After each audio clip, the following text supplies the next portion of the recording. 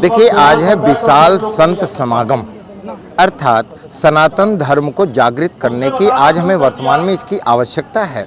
क्योंकि हम पश्चिमी सभ्यता की तरफ तो बढ़ते जा रहे हैं और हम यदि अपने सनातन धर्म के पथ से भटक जाएंगे तो शायद हम पतन के मार्ग पर जाएंगे। इसीलिए जब वैश्विक महामारी आई तो कोरोना काल में घर घर में यज्ञ किया गया और उस यज्ञ करने के पश्चात ये संकल्प लिया गया कि जब 108वां यज्ञ होगा, जैसे आज 108वां है, तो उसमें एक भव्य कार्यक्रम करेंगे जिसमें कि शंकराचार्य, जगत गुरु और महामंडलेश्वर, महंत, धर्माचार्य सभी लोगों को बुलाया जाएगा और उनके सानिध्य में ये कार्यक्रम होगा। तो आज कार्यक्रम प्रातःकाल से चल रहा है और देश के अनेक स्थानों से मूर्धन्य विद्वान विद्वत विभूति आए हुए हैं। आज भारत फेडरेशन को बहुत बहुत बधाई है, श्री साधिका जी को बहुत बधाई है और आप सबको बधाई है। आने वाले जितने भी हमारे महान भाव हैं, मैं सभी का अंतःकरण से स्वागत करता हूं कि सब लोग आए और सनातन धर्म के संपूर्ण जगत में जय जयकार हो, यही एक हमारा मूल धर्म है। आपने कहा कोरोना का 108वां जग हो रहा है, तो कोरोना को समाप्त करने इस जग का कितना महत्व? देखिए, संसार में जब आपको चारों दिशाओं से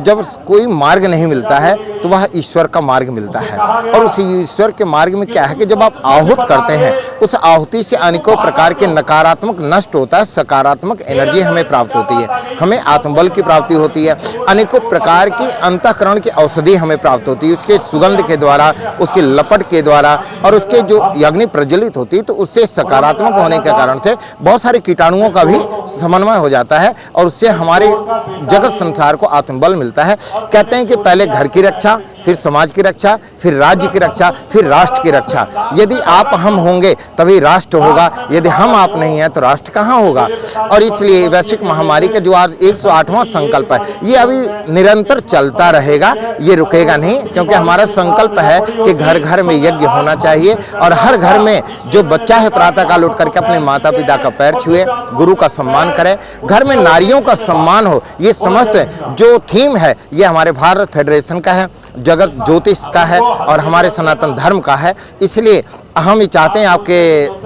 इस मीडिया के माध्यम से कि इसको और भी बढ़ाया जाए। आने वाले समय में और भी इससे बड़ा कार्यक्रम करेंगे और हम चाहते हैं कि हर घर में सनातन धर्म में प्रतिदिन प्रातःकाल हवन हो और हम अपने बड़ों का सम्मान करना प्रारंभ कर दें। कहते हैं जब हम बड़ों का सम्मान करते हैं तो हमें अंतःकरण से सदैव हर तरह से लाभ की ही प्राप्त होता रहता है। इस प्रकार से हमारा ये थीम। जो कार्यक्रम इतना बड़ा आयोजन के लिए साधिका जी को क्या कहना चाहिए? मैं साधिका जी को आज बहुत बहुत बधाई देता हूँ कि उनका जो संकल्प है ये निरंतर ऐसे चलता रहे और आगे भी हम सब लोग मिलकर चलते रहेंगे, यही कामना करते हैं। आपने एक कहा कि सनातन धर्म प्रवृत्ति को बढ़ावा, लेकिन आजकल देखा जाए कि बहुत सारे धर्म इस परंपरा मिटती जा रही है, इसका क्या कारण मानते हैं? कारण क्या है कि हाँ, जैसा खावे अन्न वैसा हुए मन और जैसे पीवे पानी वैसे बोले बाणी। पहले हमारे सनातन धर्म में हम बैठ के भोजन करते थे और हमें अनेक प्रकार की व्याधियाँ नहीं होती थी और आज वर्तमान समय में आप देखते हैं कि आप खड़े होकर के भोजन करते हैं और रसोई में चप्पल पहन करके माताएं भोजन बनाती हैं। कहते हैं जब चरण पादुका पहन करके आप भोजन बनाएंगे तो आपके भोजन में क्रोधातुर,